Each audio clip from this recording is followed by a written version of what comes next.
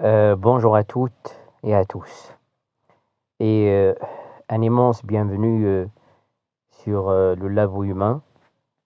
Si vous êtes ici aujourd'hui, c'est que, comme moi, vous êtes probablement fasciné par les mystères de l'existence, les ressorts cachés de nos comportements et les fils invisibles qui tissent nos sociétés. Vous vous demandez peut-être pourquoi j'ai décidé de créer cette chaîne et pourquoi maintenant. Permettez-moi de vous emmener un instant dans les profondeurs de ma propre réflexion. Depuis toujours, j'ai été un observateur passionné de l'humain. Chaque rencontre, chaque épreuve, chaque moment de joie et ou de doute m'a poussé à me poser des questions fondamentales. Pourquoi agissons-nous comme nous agissons? Comment nos émotions nous façonnent-ils? Quel rôle la société joue-t-il dans nos vies? Et quel sens pouvons-nous donner à notre passage sur cette terre, particulièrement lorsque les choses ne se passent pas comme prévu? J'ai longtemps gardé ces réflexions pour moi, les consignant parfois dans des carnets, les partageant avec quelques proches, mais j'ai réalisé que l'expérience humaine est universelle et que les défis que nous rencontrons, les questions que nous nous posons sont souvent les mêmes. C'est cette prise de conscience qui a été la véritable étincelle derrière la création du labo humain. Cette chaîne est née d'une volonté profonde de transformer le vécu en savoir. Chaque vidéo sera une fenêtre ouverte sur mes explorations personnelles, qu'il s'agisse d'une journée ordinaire qui tourne au chaos, d'une rencontre inattendue ou d'une simple introspection matinale. Mais nous n'allons pas nous contenter de raconter des histoires. Ensemble, nous allons les décortiquer, les analyser et les comprendre à travers les lentilles de la psychologie, de la sociologie et de la philosophie. Pourquoi ces trois disciplines?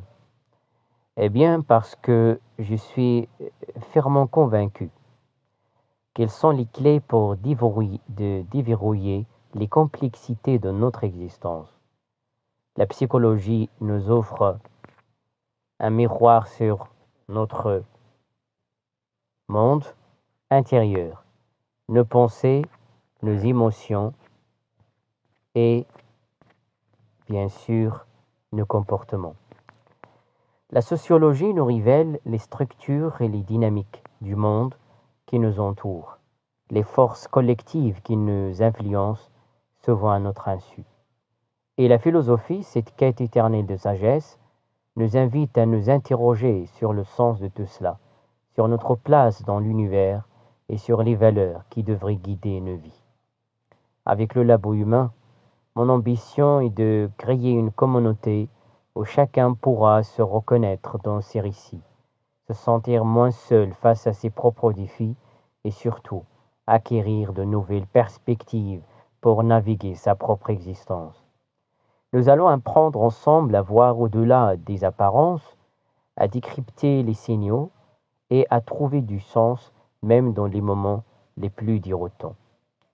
Alors, si vous êtes prêts à embarquer pour cette aventure intellectuelle et humaine, si vous avez soif de comprendre le monde et vous-même sous un jour nouveau, je vous invite chaleureusement à vous abonner à cette chaîne, activer la cloche pour ne manquer aucune de nos explorations. Préparez-vous, car l'aventure commence maintenant et croyez-moi, il y a tant de choses à découvrir dans ce formidable labo humain. Allons-y. Donc, le titre que j'ai choisi pour cette première séance, au-delà de l'obstacle, une journée d'exploration entre dévastation et révélation. Alors, bienvenue sur le labo humain, le carnet de bord de mes explorations intérieures et extérieures, Dans cette première vidéo, je vous plonge au cœur d'une journée apparemment ordinaire, ce jeudi 3 juillet 2025, qui s'est transformé en une véritable odyssée. Un simple bug administratif sur ma demande de mutation m'a propulsé dans un tourbillon d'émotions et de réflexions profondes. À travers mon expérience personnelle, nous allons explorer comment la psychologie nous aide à comprendre nos réactions intimes, comment la sociologie éclaire nos interactions avec le monde et ses systèmes, et comment la philosophie offre des clés pour donner un sens aux épreuves. Préparez-vous à un voyage introspectif où l'humain se révèle dans ses combats, ses quêtes de reconnaissance et ses résiliences inattendues.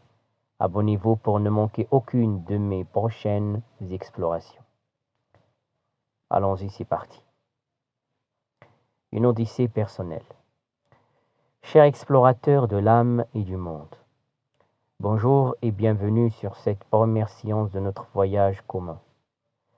Aujourd'hui, jeudi 3 juillet 2025, Agadir m'a offert bien plus qu'une simple journée. Il m'a livré une exploration inattendue. Des méandres de ma vie propre, ma propre conscience et des réalités complexes de notre société. Ce matin-là, un sentiment lancinant d'urgence me tira du sommeil. Une idée fixe assaillant mon esprit, me rendre immédiatement à l'Académie régionale de l'éducation et de la formation pour démêler une situation profondément déroutante. La veille, en effet, une démarche administrative cruciale, ma demande de mutation, s'était achevée sur une dévastation brutale.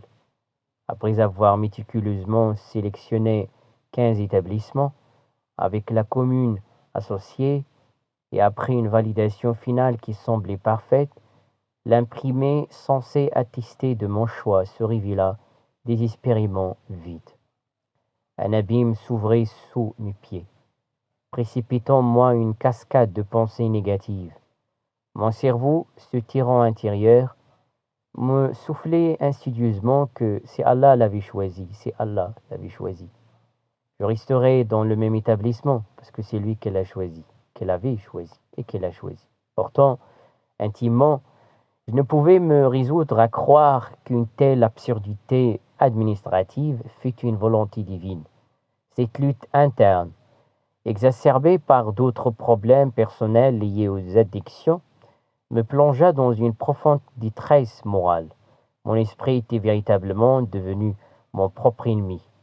Cherchant désespérément une once de réconfort, j'appelai un ami professeur. Hélas, son message lapidaire, tu es rateur, tu es raté, un rateur, bien que non intentionnel, porta un coup supplémentaire à mon moral, car il venait juste d'obtenir sa propre mutation nationale après 3 ans d'attente, et sa joie éclipsait manifestement ma détresse. Ces mots sur l'importance du lycée pour le développement personnel résonnèrent toutefois justement moi. Un appel ultérieur à mon directeur qui manifestement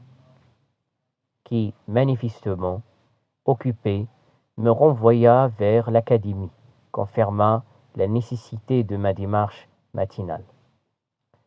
Une fenêtre sur l'humanité. Ce matin donc, le petit déjeuner oublié dans la précipitation, je me suis habillé et suis parti en quête d'un taxi. Après une dizaine de minutes d'attente fébrile, j'ai enfin trouvé une place. Assis à l'arrière, les yeux rivés sur le défilement du paysage par la petite fenêtre, je sentais peser autour de moi le malheur silencieux des autres passagers, un malheur que je lisais dans leur regard et que mon âme anxieuse semblait profondément ressentir. Mais avant même de monter, une scène m'avait saisi aux tripes. Un homme âgé, manifestement handicapé, se mouvait difficilement sur le sol, son corps souillé, son regard semblant porter le poids du monde. Autour de lui, les passants affichaient des regards complexes. Un mélange troublant d'humiliation, d'empathie, Mon esprit s'interrogeait profondément. Cet homme dont la dignité semblait bafouée, méritait-il ce sort? Était-ce le fruit d'un destin implacable, d'une injustice sociale? Immédiatement, je pensais à la volonté divine, à cette même question qui m'avait tourmenté pour ma propre situation. Pendant ce trajet, mes oreilles étaient bercées par les mots de Friedrich Nietzsche et son œuvre par-delà le bien et le mal. Au début, sa critique apparente du stoïcisme me laissait perplexe. Le bruit du monde extérieur, ajouté à la densité de sa pensée, m'empêchant de m'absorber pleinement. Je me disais qu'il avait sûrement vécu des expériences bien plus intenses que les miennes pour forcer ou bien forger une philosophie si puissante et exigeante, une philosophie nourrie par la chair et l'esprit. En arrivant près d'un grand parc au rond-point, mon ignorance du chemin vers l'académie me contraint à une pause sous la chaleur accablante. C'est là, le portable à la main, que je mets en pause Nietzsche pour consulter mes messages de WhatsApp, délaissés depuis la veille. Et là, un message de mon ami, celui-là même qui m'avait dit tu es rateur, apparu une image jointe montrait que le problème du vide avait été résolu. Incroyablement, la situation n'était plus problématique. Un rapide tour sur le site, quelques manipulations et le problème était définitivement réglé. La dévastation du matin s'évanouit subitement, remplacée par un soulagement immense. Le regard d'avoir perdu l'argent du taxi fut rapidement balayé par la victoire psychologique. Cette résolution inattendue valait infiniment plus que quelques dirhams. Mon état psychologique, précédemment si instable, retrouva une quiétude bienvenue. L'idée de rentrer à pied un trajet de 10 kilomètres sous le soleil ardent me vint à l'esprit, peut-être une pulsion de catharsis ou de défi. Mais la raison prévalut. La fatigue potentielle et l'heure du déjeuner m'incitèrent à reprendre un taxi. Voici donc à présent chez moi Serein partager cette odyssée avec vous. Alors, réflexion croisée, psychologie, sociologie et philosophie de l'expérience. Eh bien, cette journée, chers spectateurs, est un terrain extraordinaire d'exploration pour les sciences humaines. Pourquoi? Eh bien, sur le plan psychologique, mon expérience est une illustration frappante de la dynamique émotionnelle face à l'adversité.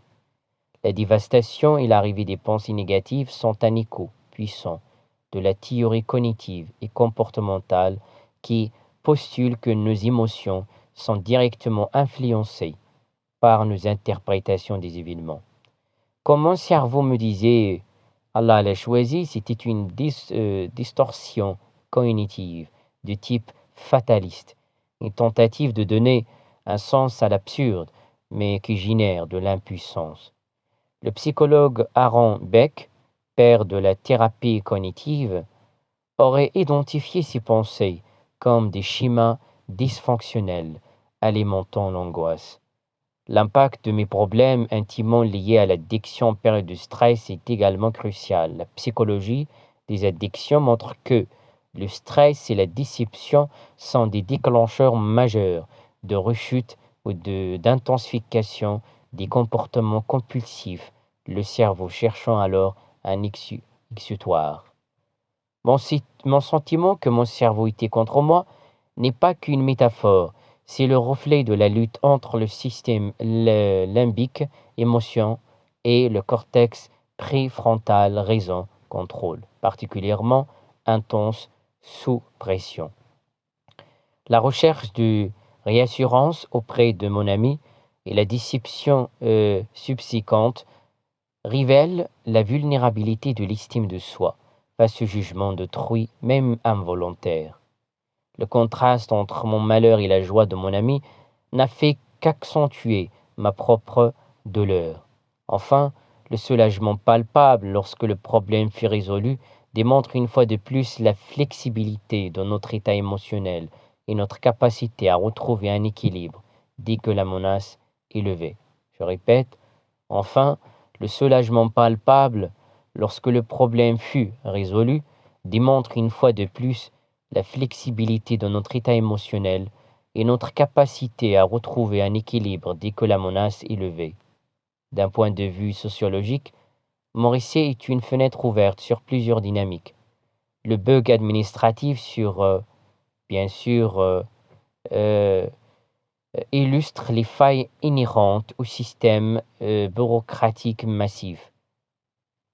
Max Weber, le grand sociologue allemand, a analysé la bureaucratie comme une forme d'organisation rationnelle, basée sur des règles impersonnelles et procédures. Cependant, cette rationalité peut paradoxalement générer de l'aliénation et de la frustration lorsque l'individu est confronté à l'impersonnalité du système, incapable de gérer ces cas particuliers ou les erreurs techniques.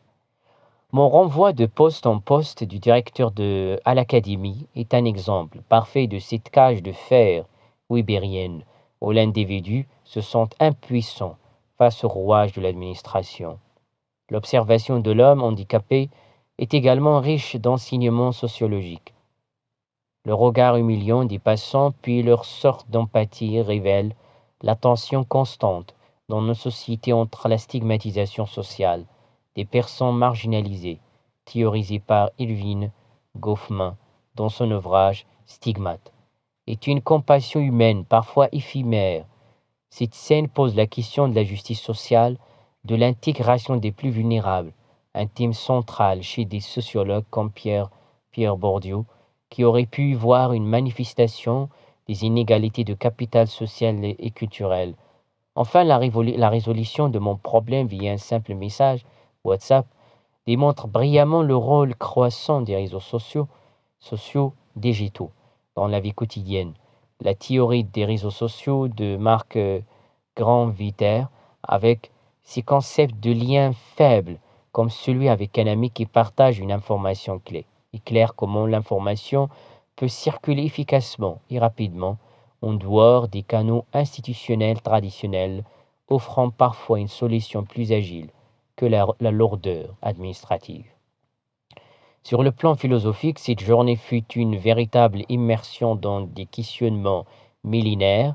Ma lutte pour accepter la volonté divine face à un bug technique me ramène directement au problème du libre arbitre et du destin. Les stoïciens comme cyniques ou Épicète,